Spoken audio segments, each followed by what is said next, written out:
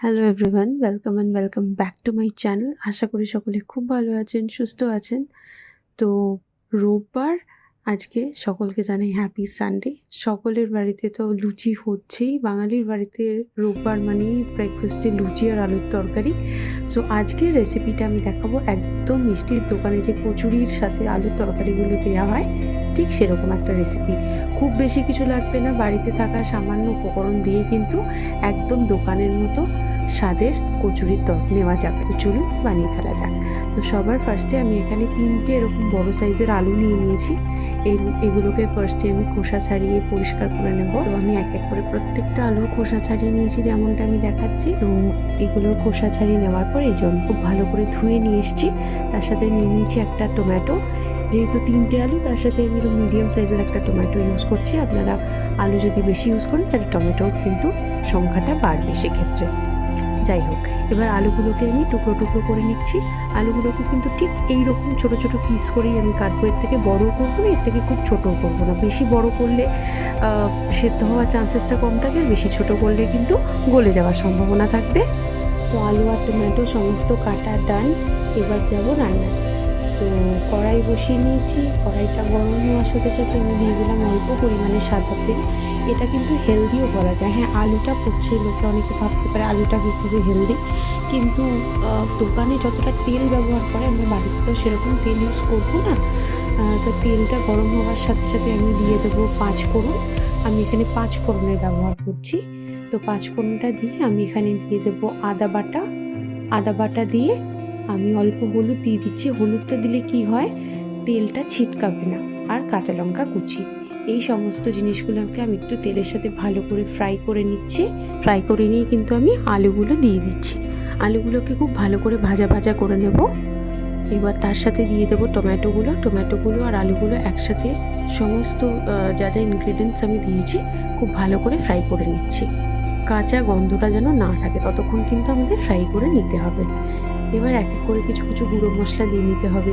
যেরকম আমি এখানে দিয়েছি হলুদ গুঁড়ো। আমি কিন্তু এখানে কোনো রকম ঝাল লঙ্কার গুঁড়ো ব্যবহার করিনি, যেহেতু আমি কাঁচা লঙ্কা দিয়েছি। আমি এখানে কিন্তু কাশ্মীরি রেড চিলি পাউডার অল্প পরিমাণে দেবো, কালারটার জন্য। খুব সুন্দর কালার হয়, সেই কালারটা জেনারেট করার জন্য আমি এখানে অল্প লাল লঙ্কার গুঁড়ো দিচ্ছি। দিয়ে আমি পরিমাণ মতো লবণ দিয়ে নিচ্ছি, কারণ অনেকটা আলু আছে, তো সেই পরিমাণ মতো আমি লবণ দিচ্ছি। আমি এখানে মটর ডাল ভিজিয়েছি, আপনারা চাইলে ছোলার ডাল দিয়ে করতে পারেন। আমার কাছে এই মুহূর্তে ছোলার ডালটা ফুরিয়ে গেছে, তাই আমি ছোলার ডালের পরিবর্তে মটর ডাল ব্যবহার করছি।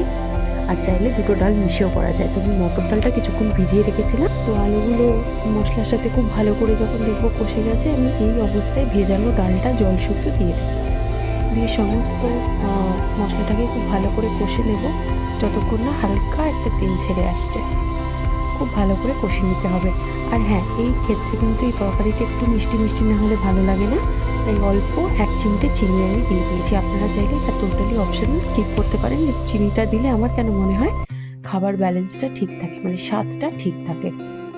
যাই হোক, কথা বলতে বলতে কিন্তু ঝোল এদিকে ফুটে এসছে খুব সুন্দর করে। এবার আমি এটাকে চাপা ঢাকা দিয়ে দিয়ে করব, যতক্ষণ না আলুগুলো খুব ভালোভাবে প্রপারলি সেদ্ধ হয়ে যাচ্ছে। বেশ কিছু সময় পর ফিরে এলাম। আমি এবার দেখে নিই আলুগুলো কিন্তু আমার মোটামুটি প্রায় সেদ্ধ হয়েই গেছে, ভালোভাবে সেদ্ধ হয়ে গেছে। এবার আমি একটু জল অ্যাড করে দিচ্ছি, কারণ এই তরকারিটা না ঝোল ঝোল ভালো লাগে, খুব মাখা মাখা কিন্তু হয় না। আর এটা আমি যতই জল দিয়ে বাড়াবো কেন, এটা কিন্তু শুকিয়ে যাবে একটু। তো যাই হোক, আমার এখানে আমি জলটা অ্যাড করে দিলাম তরকারিতে। এবার যতক্ষণ না ফুটছে ততক্ষণ থাক, ফুটে গেলে আবার চাপা ঢাকা দিয়ে দেবো। আমি অল্প আর একটু নুন অ্যাড করে দিলাম, যেহেতু জলটা পরিমাণে একটু বেশি দিয়েছি, তাই নুনটা কম হলে ভালো লাগবে না, নুন আবার বেশি হয়ে গেলেও ভালো লাগে না। তো সেই ব্যালেন্সটা মাথায় রেখে নুনের পরিমাণটা আমাদের দিতে হবে রান্নায়। তো আমি এবার একটা ভাজা মশলা ব্যবহার করব। ভাজা মশলাটার মধ্যে রয়েছে জিরে, ধনে, শুকনো লঙ্কা, তেজপাতা। এটা খালি কড়ায় নেড়ে নিয়ে এটা ভেজে আমি কৌটোতে স্টোর রেখে দিই। যে কোনো নিরামিষ রান্নায় কিন্তু এই মশলাটা ব্যবহার করলে বেশ ভালো লাগে খেতে। তো ফাইনালি আমাদের তরকারি হয়ে গেছে রেডি।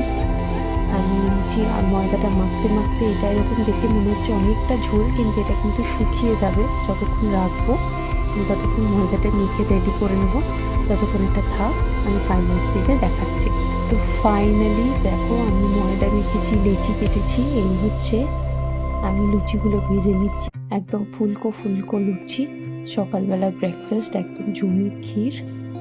তো এবার আমি তরকারিটা দেখাচ্ছি কীরকম টেক্সচারটা এসছে। সি দ্য টেক্সচার, না মাখা মাখা পুরোপুরি, না বেশি ঝোল ঝোল, একদম মিডিয়াম কনসিস্টেন্সি, কিন্তু এরকমই আসবে টেক্সচারটা। তো ফাইনালি আমি এবার সার্ভ করছি বাটি। আমি ফার্স্টে বাবাকে সার্ভ করছি, বাবার মুখেই শুনে নাও কীরকম হয়েছে। দারুণ হয়েছে।